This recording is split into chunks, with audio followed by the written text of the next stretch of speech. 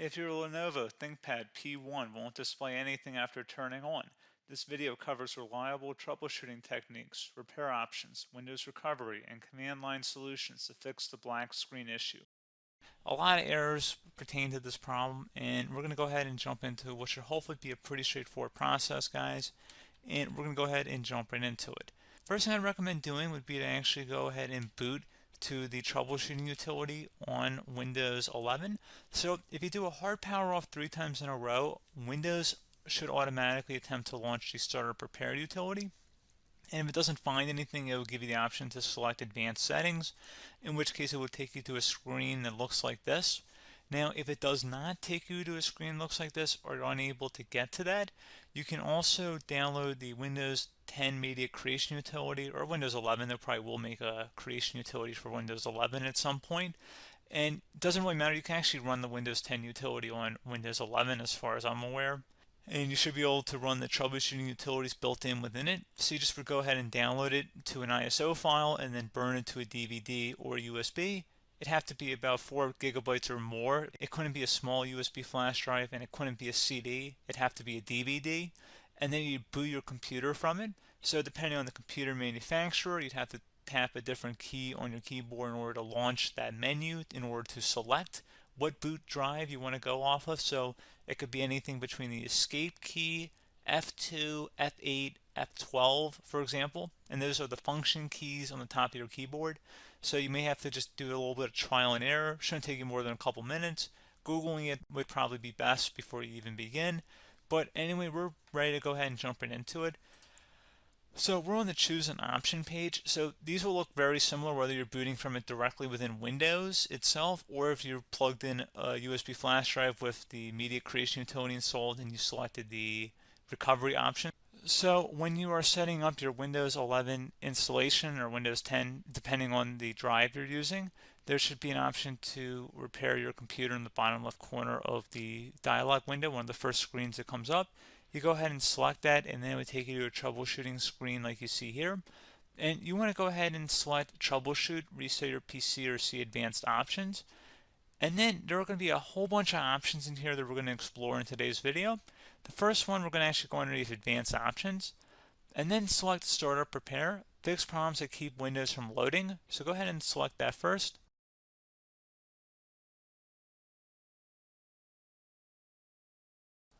Okay, so you can see it could not repair our PC.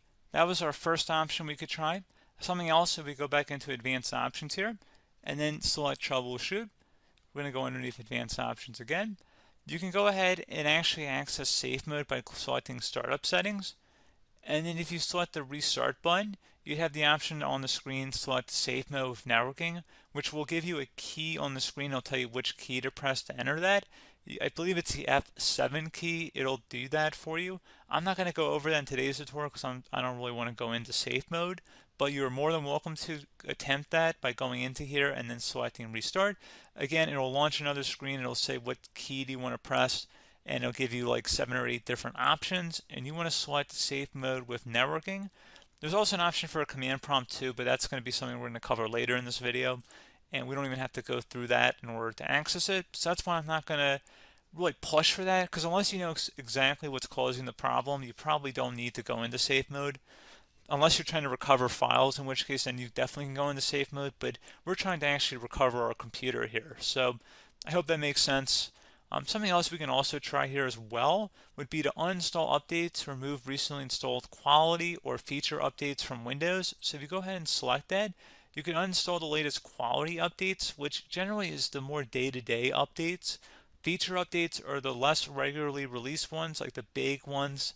I would equate it to service packs in like Windows 7 and Windows Vista and Windows XP. So larger updates that occur once or twice a year at most. And the quality updates are more just a regular update. So probably obviously depend, it'll take longer if you're going to try and uninstall the latest feature update versus quality update. And maybe you don't need to go back that far. So just giving you guys a couple of pointers with that.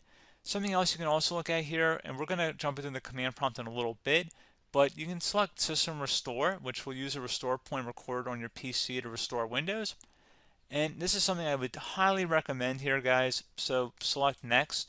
Assuming you have a restore point saved on your computer, you go ahead and select the most recently created one, and you'll select next, and then you'll select the drive. You shouldn't actually have to select the drive. You can scan for affected programs, but we're going to keep it all default here, and then we're going to select finish. So once started, system restore cannot be interrupted. Do you want to continue? I think we're going to select yes. I don't think we have anything better to do on our computer right now, so just give it a moment here to initialize. It will take a couple minutes to run, obviously depending on how large your hard drive is and how much is saved on the system restore point. So just give it a couple minutes here.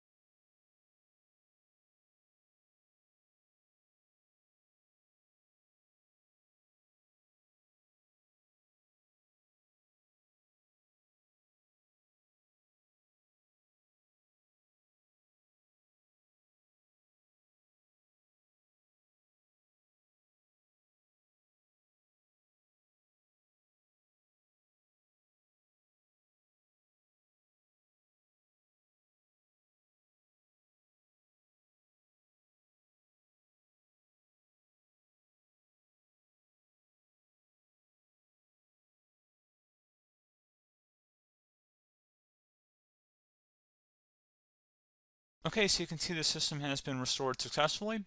We're going to go over a couple different methods in addition to that if that did not work. So I'm just going to pause the video and we're going to start back on the recovery screen that we started with. Okay, so a couple other things we can try here too. If you go back into troubleshoot, you can select reset your PC, let you choose to keep or remove your personal files, and then reinstalls Windows. You can select to keep my files, which will remove apps and settings but keeps your personal files. You can also select remove everything, which will remove all of your personal files, apps, and settings. So this is more of a factory reset, the second option here.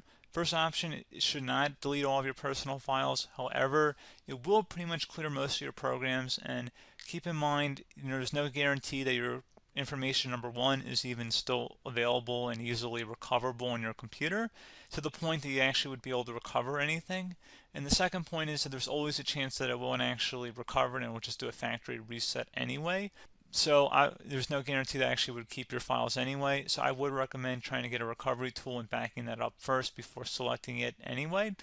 But again, those are a couple of different options. And then something else you can try here if you go back to the choose an option. Another option, if you go underneath choose an option and select troubleshoot, advanced options, and now select where it says command prompt. Okay, so the first thing we should do is type our main hard drive here. In most cases, it should be the C drive. So you just do a C colon and then hit enter on your keyboard. So once you're underneath the C drive, we're going to type in dir and then hit enter on your keyboard. It should have program files, users, and Windows all in there. That's how you know you're in the right directory.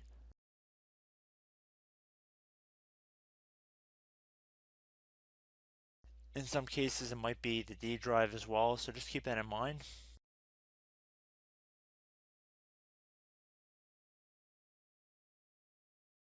Next thing we're going to do is type in cd space / Windows / system 32 / config,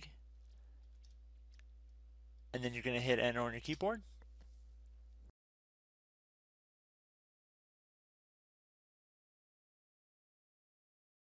So now you're going to type md space backup.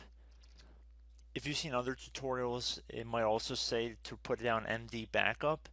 That's because the backup name is pretty common when you want to back something up. So you can name this whatever you want, doesn't have to be backup.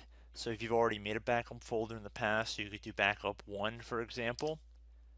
So once you're done setting the name you want the backup to be called, hit enter on your keyboard again.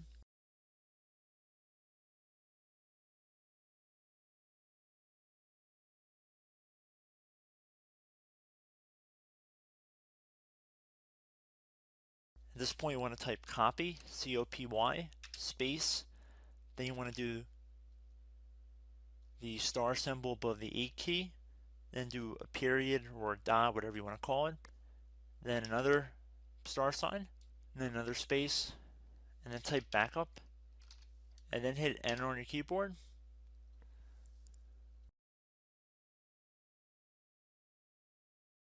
Now you want to type cd reg back, REG BACK, and then hit enter on your keyboard. So now that we are under the reg back, so now you want to type dir again, and then hit enter.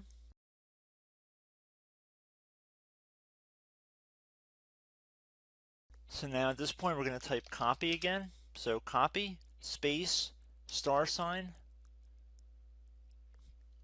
dot, another star sign, space, and then 2 dots.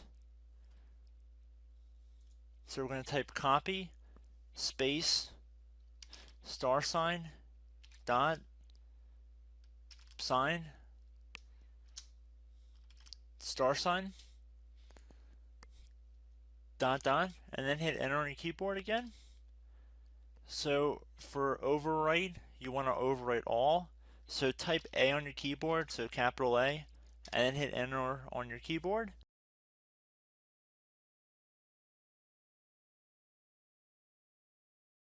So at this point, you should be good to go. You can close out of the command prompt window, and if you accidentally continue to Windows 10, you should be all set. So I hope one of these 3 or 4 different methods we went through in this tutorial helped you guys out. Again, I'm not sure if you guys heard me earlier, but try to go back into your safe mode if possible and uninstall any programs you know might be conflicting with the Windows startup if you can get into safe mode. So just keep that in mind. Something very simple like that could be blocking up everything. So again, I hope this tutorial helped you guys out, and I will catch you in the next tutorial. Goodbye.